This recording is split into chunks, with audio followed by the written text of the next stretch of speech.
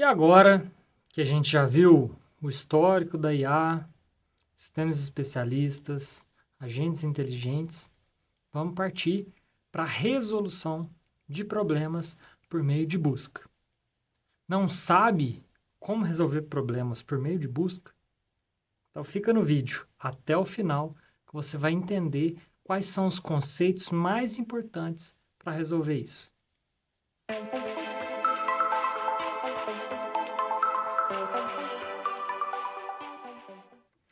Olá, meus queridos alunos, vocês estão bom, né? Bom, no vídeo de hoje a gente vai falar de resolução de problemas por meio de busca. Para isso a gente vai relembrar alguns conceitos de agentes de resolução de problemas. Alguns agentes a gente já viu, a definição de busca, a tarefa e algoritmo de busca, como formular a formulação de problemas, né? Como formular problemas e os principais métodos de busca. A gente vai entender eles para depois a gente poder explorar eles mais a fundo nas próximas aulas. Então, voltando, né? A gente já falou de agentes reativos, a gente tinha até feito uma divisão de agentes reativos simples e baseados em modelo. Então, os agentes reativos, eles baseiam suas ações em um mapeamento direto de estados e ações. Eles não podem operar bem em ambientes para os quais esse mapeamento seria grande demais.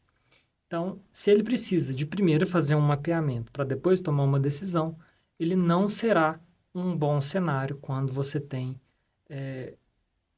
um ambiente grande demais, onde esse mapeamento seria custoso demais. Por outro lado, a gente tem os agentes baseados em objetivos, que eles vão considerar funções futuras e o quanto seus resultados são desejáveis. Beleza, vamos focar um pouco mais então nos agentes baseados em objetivos. Eles utilizam representações atômicas. O que isso quer dizer? Os estados do mundo são considerados como um todo, sem estrutura interna visível para os algoritmos de resolução de problemas.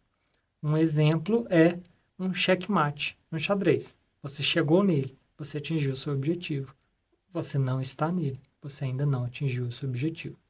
Então você vai decidir o que fazer encontrando sequências de ações que te levam a estados desejáveis, que te levam ao seu estado de objetivo, né? Para o seu objetivo.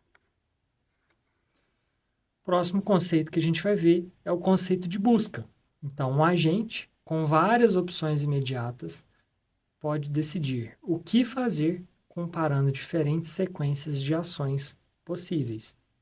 Esse processo de procurar pela melhor sequência é chamado de busca. Então, eu estou no ponto A, quero chegar no ponto B, mas eu tenho vários pontos aqui no meio do caminho. Então, eu tenho que saber o escopo até eu chegar, saber qual é a sequência de passos que eu tenho que dar até eu atingir o meu objetivo. E aí a gente tem o conceito de tarefa de busca, que é encontrar uma sequência de ações que leva o estado atual até um estado objetivo. Do ponto A, que é o estado inicial, vamos supor que é o estado atual, até a gente chegar em um determinado objetivo. Se o ambiente ele for desconhecido, o agente não terá escolha a não ser tentar uma das ações de forma aleatória. Se ele não tem um conhecimento, e vamos supor que ele está em um ponto e tem 8 pontos do seu lado, ele tem que decidir de forma aleatória. Se ele não tem uma informação, por exemplo, o custo para cada nó seguinte, ele tem que tomar essa decisão de forma aleatória. E aí a gente vai para o algoritmo de busca. Então, o algoritmo de busca, ele recebe um problema como entrada e devolve uma solução sob uma sequência de ações. A gente vai ver alguns algoritmos mais para frente no nosso curso. Mas, de forma geral, entenda que um algoritmo de busca recebe o problema como entrada e retorna uma solução como uma sequência de ações a tomar para atingir um objetivo. Beleza. Então, vamos começar com os algoritmos de busca sem informação. Em algoritmos de busca sem informação, não se fornece nenhuma informação sobre o problema, a não ser a sua definição. Alguns desses algoritmos podem resolver qualquer problema solucionável, mas nenhum deles pode fazer de forma eficiente. Por exemplo, se você toma decisões de forma aleatória, pode ser que se você testar todas as possibilidades, você vai chegar a uma solução. Mas como você exauriu para chegar naquela solução, ela não é eficiente. Você não chegou nela de uma forma eficiente. Os algoritmos de busca sem informação normalmente vão trabalhar dessa forma. E aí depois a gente vai para a formulação de objetivos. Então, o que seria isso?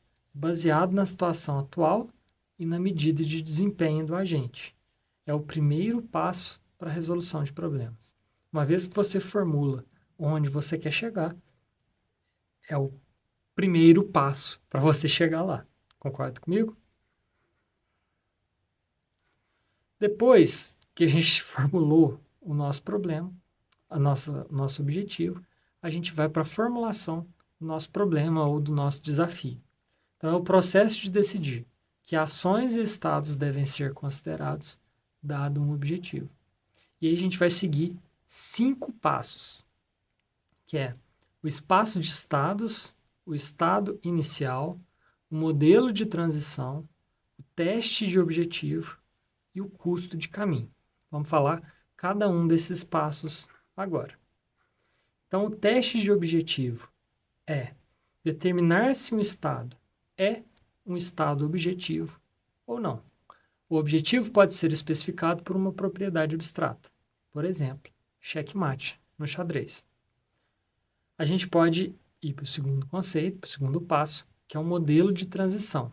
Então, ele é especificado por uma função resultado, SA, que devolve o estado resultante ao se executar uma ação A com um estado S. Então, claro, certo? A gente faz o teste de objetivo. O teste é, cheguei no meu objetivo ou não.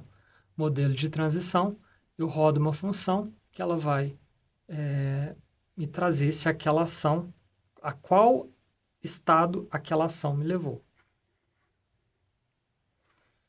Beleza. O próximo conceito que a gente vai falar é o conceito de espaço de estados. Então, espaço de estados juntos, o estado inicial, as ações e o modelo de transição definem implicitamente o espaço de estados do problema. Então, o espaço de estados é o conjunto de todos os estados acessíveis a partir de um estado inicial por qualquer sequência de ações.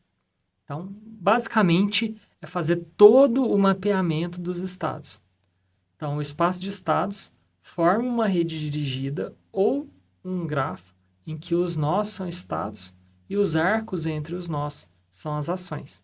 Então, os nós estão ali e cada ligação entre nós são os possíveis estados que a gente está explorando. Próximo conceito que a gente vai definir na verdade, eu vou trazer um exemplo para vocês. Vamos supor que a gente tenha aqui um mapa da Romênia e a gente quer chegar de Arad a Bucareste. Então, a gente tem aqui as diversas possibilidades. E é assim que a gente vai fazer. Como?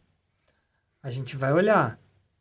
Se eu saio de Arad e vou para Zerinda, eu tenho um custo de 75. Aqui a gente está dizendo que a distância entre as cidades. De Arad a Zibiu é de 140. De Arad a Timisoara é de 118. Então, por aí vai. Para isso é interessante que a gente, para entender os espaços de estado, é interessante que a gente entenda também o custo do caminho, para a gente ver qual vai deixar a gente mais próximo do nosso objetivo. Então, o custo de caminho é o custo numérico de cada caminho. Dado a distância entre a cidade A e B, a gente quer saber qual que é o custo daquela cidade. E, entenda, A e B, a gente pode ter outras cidades ali no meio e diferentes caminhos. A gente vai escolher o caminho que seja mais barato, por exemplo. Então, uma solução para um problema é um caminho desde o estado inicial até o estado objetivo. A qualidade da solução é medida pela função de custo do caminho. Uma solução ótima tem o menor custo de caminho entre todas as soluções. Então, voltando naquele exemplo, se a gente quer explorar qual é o caminho mais curto de uma cidade à outra, a gente vai explorar todos os caminhos até que a gente descubra. Isso seria o espaço de estados. O custo de caminho seria o custo passando por todas as cidades até chegar na outra cidade para a gente conseguir resolver o nosso problema.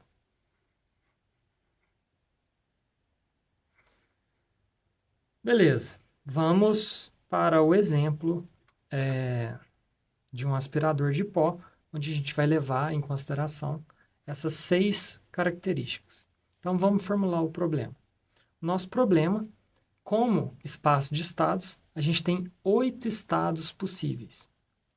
O estado inicial é qualquer lugar que a gente queira estar nesses 8 estados. As ações que a gente pode tomar é ir para a direita, ir para a esquerda ou aspirar. No modelo de transição, são efeitos esperados após cada ação executada. O teste de objetivo vai verificar se todos os quadrados estão limpos e o custo de caminho cada passo custa 1. Deste modo, o custo de caminho é definido pelo número de passos do caminho. Então, trazendo aqui, a gente tem esses 8 estados. Então, eu posso estar aqui na esquerda e os dois estarem